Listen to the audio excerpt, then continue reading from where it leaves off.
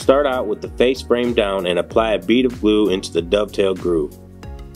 Slide the left and right cabinet walls into the vertical grooves. Don't forget to wipe any excess glue. Now slide the top and the bottom of the cabinet into place using the groove on the side of the cabinets. Flip the cabinet upright and slide the back wall into place using the grooves on the cabinet walls. Turn the cabinet onto its front and use pre-existing holes to secure the back of the cabinet to the top and bottom lips. Now place a corner bracket into each corner of the top and bottom to firmly secure the cabinet together. Each bracket will be fastened down using 3 screws.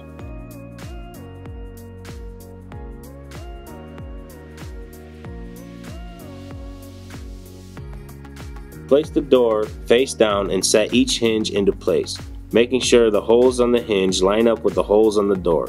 Fasten them down with 2 screws each. Then place a rubber bumper in each corner on the door opposite your hinges. Now place your door with attached hinges to the inside lip of the face frame and attach them to the cabinet using pre-existing dimples on the face frame.